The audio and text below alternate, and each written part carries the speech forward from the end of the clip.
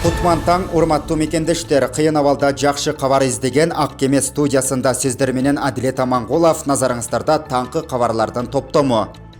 Бишкек шаарына Екатеринбургтан жана Россиянын бир катар шаарларынан Кыргызстандын жарандары кайтып келишти. Манас эл аралык аэропорту 21 июлда авиатрафик авиакомпаниясынын чартердик каттамын тосуп алышты. 188 кыргызстандыктар, анын ичинде жаш балдар мекенине кайтып келишти. Бул каттам менен Тюмень, Сургут, Жаңы Уренгой, Салихард, Курган, Ноябрьск жана Памирден кайтууга өзгөчө муктаж болгон Кыргыз Республикасынын жарандары кайтып келишти. Чет мамлекеттерде жүргөн жана мекенине кайтып келүүнү каалаган Кыргыз Республикасынын жарандарын кайтаруу боюнча иштер уланууда. Кычкылтек концентраторуна ИВЛ аппаратына болгон көйгөй жок. Саламаттыкты сактоо министрлигинин берген билдирүүсүндө республика боюнча 2250 кычкылтек концентратору керек деп айтылган. Бүгүнкү күндө мамлекеттик деңгээлдеги медицина мекемелеринде кычкылтек концентраторунан иштелип жатканы 3041 түзөт. Бизде кычкылтек концентраторуна жана ИВЛ аппаратына болгон көйгөй жок. Бардыгы жетиштүү. Ар бир айылдын фаптарына кычкылтек концентраторун коюлуу деп пландап жатабыз деп билдирди Кыргыз Республикасынын премьер-министри Кубатбек Боранов. Анын айтымында жакынкы күндөрү Кытайдан бардыгы болуп дагы 500 кычкылтек концентратору келе турганы күтүлүүдө. Буга чейин Кытайдан 1500 дана кычкылтек концентратору алынып келинген. 21 июлдан тартып келе турган дары-дармектер тууралуу 21 июлдан тартып Кыргызстандын саламаттык сактоо министрлиги тарабынан сатылып алынган Шанхай Бишкек каттамы менен 42920 дана эноксапариндин партиясы жана надропариндин 33000 дана партиясы келет. Ал эми жакынкы күндөрү Индиядан 8 тонна дары каражаты жана айдын аягына чейин 25000 гепарин, 10000 сефепим жана ошондой эле 36000 сетадзетим келери күтүлүп жатат. Августтун башында 30000 сефепим, ошондой эле 75000 гепарин дарылар келет деп билдирди Кыргыз Республикасынын премьер-министри Кубатбек Боронов. Туркиялык Gata Hava Yolları авиакомпаниясы кайтарымсыз түрдө Манас эл аралык аэропорту медициналык жабдык жана дары-дармектерди берет. Бул тууралуу Манас аэропортунан билдиришти. Эки мекеменин ортосунда жетишилген макулдашууга ылайык жардамдын биринчи партиясы келген. Аванын рециркулятору 10 дана, пульсосиметр 10 дана, ошондой эле кычкылтек концентратору 10 дана. Жакын арада жардамдын экинчи партиясы келери күтүлүүдө. Медициналык жабдыктар жана дары-дармектер жакында Манас аэропортунун ачыла турган аэропорттун стационарларында колдонулат. Ал стационарда Манас аэропортунун кызматкерлерине жана медициналык жардамга муктаж жарандарга жардам көрсөтүлөт деп билдиришти Манас эл аралык аэропортунан. Манас эл аралык аэропорту көрсөтүлгөн жардам үчүн Gata Hava Yolları авиакомпаниясына жана анын президенти Вугар Аббасовго ыраазычылык билдирет.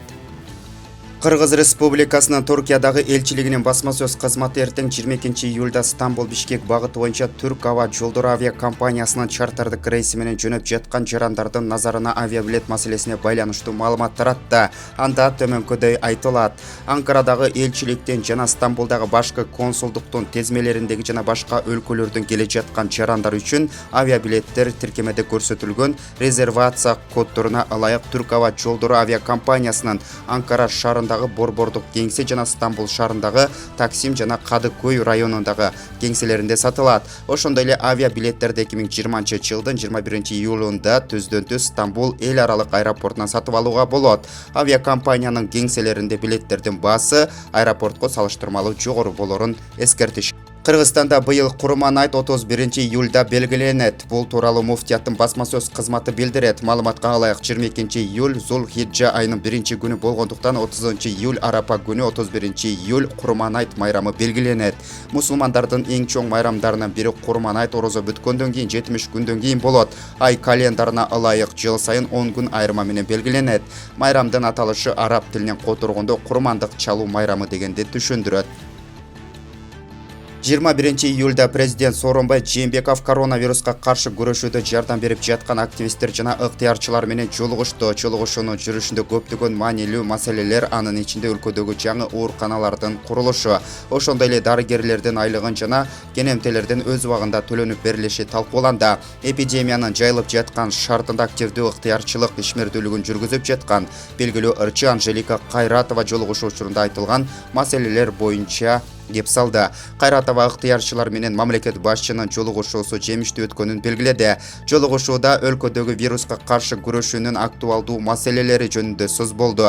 Талкуу ачык өттү жана 3 саатка созулду. Ыктыярчылар тарабынан сунуштар айтылып, саламаттык сактоо тармагындагы кемчиликтер туурасында ачык айкын пикирлер угулду деп билдирет. Дары-дармектерди таратуу баягы өтө кыйын экен. Бир унаадан 10 келип деле алып кетип экен оратабыз деп, бир эле баягы направленияны көтөрүп келишип алып, же болбосо ошол эле дарыканаларга барсаң, баалары аргандай да. Биз кечээ күнү мисалы ЦППМди 85 рубльга алып келсек, Москвадан, бул жердеги аптекаларда 300 сомдон жогору болуп атат да. Балким ошол мамлекеттин мекемесине караган бир жерди бөлүп берсеңиз, же болбосо ошол мамлекетке караган дарыкана ачсабы деп атам да. Ушул пандемия учурунда иштей турган бир гана баада, өз баасында. Анткени аптека ээлери, ошол дарыкана ээлери биз аренда төлөп атабыз деп атат. Чыгымдарын айтып атышат каяктагы. Биз көрүп атабыз. Андай деле чоң чыгым жок да бул жерде. Бул ковидти жеңген мамлекеттер бар. Италияны карасак болот, Кореяны карасак болот. Ошол жактан тажрыйбалуу адистерди алып келип, биздин бул доктурларга бир кандайдыр бир тажрыйба алмашууну жүргүзсөк кандай болот? Өзгөчө кырдаалдар министрлиги тарабынан Семетей госпитализация пунктунда 400дөн ашуун орундук бош. Бул тууралуу өзгөчө кырдаалдар министрлигинин жарандык коргонуу жана авариялык куткаруу иштери боюнча башкармалыгынын башчысы Рыспек Жолдошбаев билдирди. Бүгүнкү күнгө карата Семетей госпитализация пунктунда бейтаптарды дарылоо үчүн 600 орундук даярдалган болсо, анын ичинен 138-inde бейтаптар дарыланып жатат. Калган 462 орундук бош. Буга чейин өзгөчө кырдаалдар министрлиги тарабынан аталган 600 орундуктардын ичинен бардык шарттары менен даярдалган ар бир бөлмөдө душ, санузел, керебет койдурулган. Ал эми жандандыруу бөлүмүндө 50 орундук бар болсо, учурда 31 оор абалдагы бейтап бар, калган 19 орундук бош, деди ал. Семетей госпитализация пунктундагы иш-чараларды уюштуруу жана материалдык техникалык камсыздоо маселелерин чечүү аракеттери өзгөчө кырдаалдар министрлигинин башчысы Замирбек Аскаров жеке көзөмөлүндө.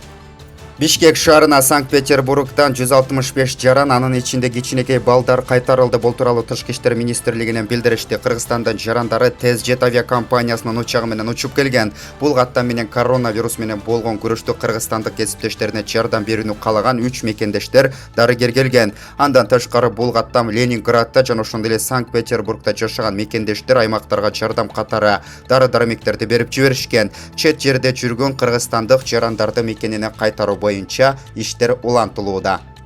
Аэрофлоттун сайтында Бишкекке учууга билеттер сатылып жатканы белгилүү. Бул билеттер менен Москвадан Бишкекке 1-августтан баштап түз рейс менен учууга болот. Бирок ошол эле учурда Кыргызстандагы абал оордугуна байланыштуу бул рейстер жылдырылышы мүмкүн. Анткени Кыргызстанда оорунун күчөшү Россия жана Кыргызстандын авиа каттамдарын кабыл алууга терс таасирин тийгизүүдө. Тактап айта кетсек, Аэрофлоттун Москва-Бишкек каттамы 1-августтагы Су-1882 Airbus A321 рейсине билеттер сатылып өтүп, 4 эле орундук калганын сайттан байкоого болот. Жаңыланган жадыбал боюнча спорттук күрөштөр 7 күнгө 1-августтан 7-августка чейин созулат. Айсылуу Тыныбекова менен Атабек Азизбеков 3-августта күрөшкө чыгышат. Токио 2021 Олимпиадасынын уюштуруу комитети бүгүн мелдештердин өзгөртүлгөн программасын жарыялады. Бул тууралуу маалымат уюштуруу комитетинин сайтына чыкты. Ага ылайык дүйнө чемпиону кыргызстандык балбан кыз Айсылуу Тыныбекова 3-августта килемге чыгат. Грек-рим күрөшүнүн балбаны Атабек Азизбеков дагы ошол күнү күрөшөт. Өкмөт ар бир аймакка компьютердик томография ачууну көздөп жатат. Компьютердик томография аппаратын алуу менен бирге цехтерди ачуу боюнча иштерди күчөтүү тапшырмасы берилди. Өлкөнүн ар бир аймагында медициналык беткап жана жеке коргонуучу каражаттарды чыгара турган цехтерди ачуу үчүн иштерди тездетүү шарт. Бул тууралуу республикалык ыкчам штабтын отурумунда сөз болгонун өкмөттөн билдиришти. Аймактардагы жарандарды беткап жана жеке коргонуучу каражаттар менен толук камсыз кылуу үчүн ар бир облуста цехтер ачылышы керек.